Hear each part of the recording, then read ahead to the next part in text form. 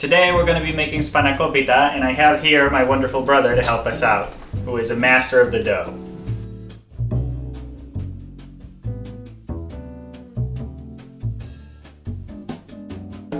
For this recipe, we'll need 5 cups of flour, a lot of olive oil, vinegar, salt, dry yeast, cornstarch, 2 pounds of spinach, 4 stalks of green onions, 1 pound of feta cheese, 3 eggs, pepper, a bunch of parsley, and a bunch of dill. We'll start with the filling. Wash the spinach in a colander and then move it to a bowl.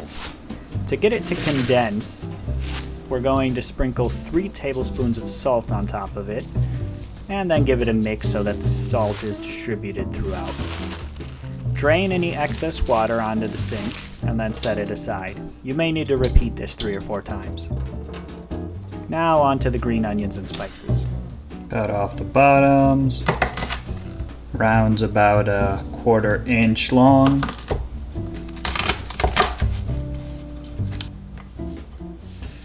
If your dill comes with stems, just cut that off and discard it, but keep the fuzzy stuff.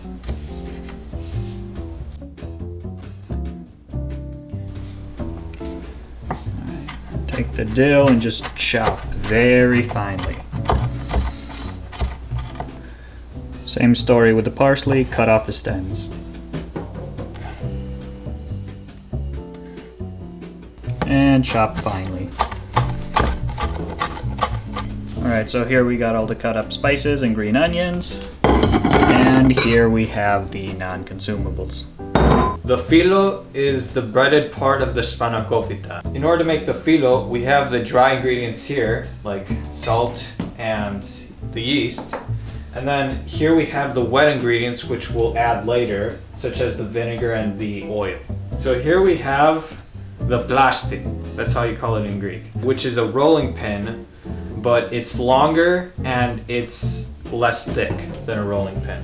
If you don't have this kind of stick, what you could do is go to a store like Home Depot and buy a cylindrical stick that is about 3/4 of an inch thick and approximately a yard long.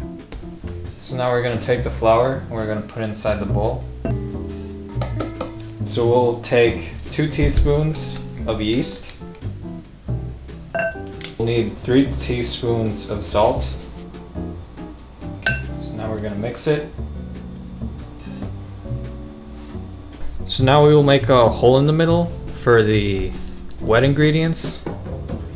Put in the water. Okay. We're going to use 3 tablespoons of oil. 1. And we will be putting 1.5 tablespoons of vinegar. Okay. Here we go. We need to mix it. Okay. It's clumping up, but not too much. So here, let's add a bit more water. So now it's getting stiffer. Bit more water in. Stop using the spoon. So we need to pour a bit more water in order to form a more gooey dough at the beginning. We're gonna start mixing it up again. While kneading the dough, make sure to constantly fold it to make the texture consistent. Almost there, hold on. Now we have to add the cornstarch in order to make sure it doesn't stick. Okay. Then we'll cover the table with it. As we're kneading it one final time, we'll cut it into 5 different pieces because that's how many sheets we need. 5 sheets. Flour the knife first. No. This. Right?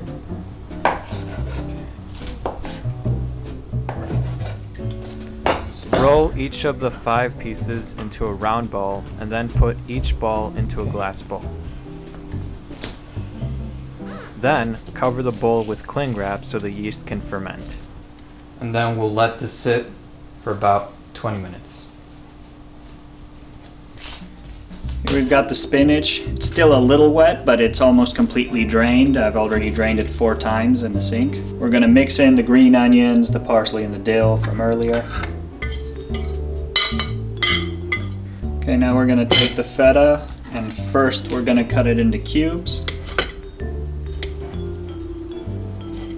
And then with a fork we're going to go ahead and crumble it.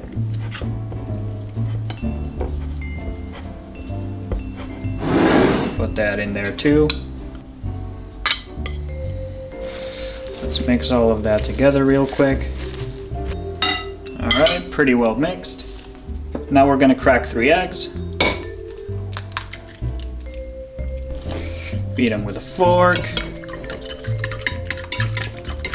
And add it to everything else.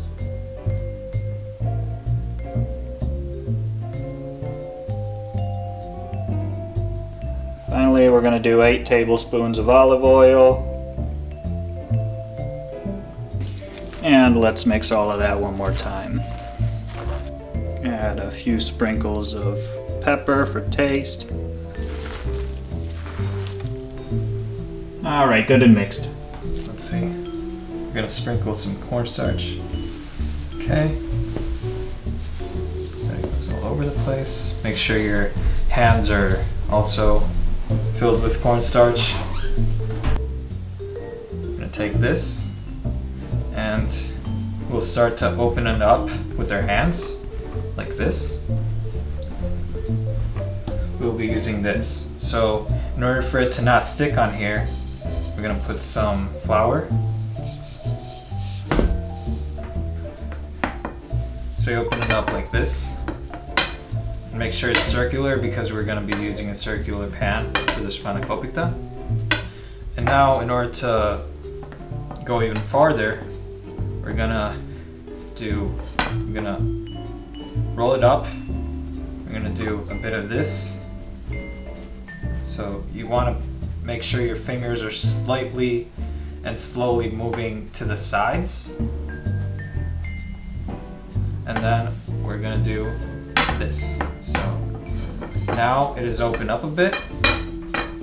You wanna make sure that it's pretty thin, but in order to make it more comfortable for you to roll it up and move your fingers to the side, you kind of have to open it up a bit more manually, like this. You will have to repeat this process a few times for each sheet. Make sure that each sheet is symmetrical and a little bit bigger than the size of the pan you will be using. So now we've gotten to a point that the PHYLLO is somewhat circular, and that's fine because we know now that it fits in this pan, and either way we're going to form the crust of the Spanakopita. So now what we have to do is oil the pan here. So you will fill a bowl with olive oil. You'll need a lot of olive oil. And here we have a brush. So first we're going to take this brush, we're going to oil the pan. So because we're not frying here, you don't need too much oil on the pan, but you kind of want it to be kind of shiny. We'll take this sheet, or the PHYLLO. You might need the stick or the plastic to roll it up. And then you'll take this and you'll just lay it on top.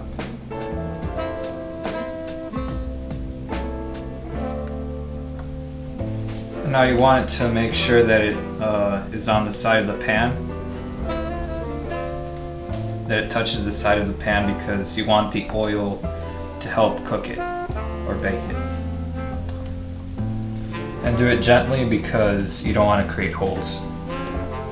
And then this additional PHYLLO will be used to create the crust. We'll now put some oil around this PHYLLO. You will want to brush the oil onto the PHYLLO, including the edges. Use more oil than you think you need. Repeat this process for the second sheet of PHYLLO. For this recipe, you will have 2 sheets on the bottom, 1 in the middle, and 2 on top. So because they're not always symmetrical, figure out what the gaps were in the other sheet and just cover them with the new sheet. After you lay on and oil the second sheet, add the first half of the filling. Make sure to spread it evenly. Then lay on the third sheet. So push it onto the sides but not onto the green stuff. The rest of the filling will go on top. Just gonna spread it. The last 2 sheets of PHYLLO go on top. Now take the edges of all the sheets and roll them into the pan to make the crust. Dip the knife into the PHYLLO without puncturing it to make the Spanakopita easier to cut later. Now we put this in the oven at 400 degrees Fahrenheit. Our total bake time is an hour. There we go. There we go. It's up here. See how this thing turned out? Ah, look at that. Hot, but it turned out great. Yeah. Yeah, I like how it came out crunchy. So this is a success. Well, we're gonna have to do more bake stuff. Yeah.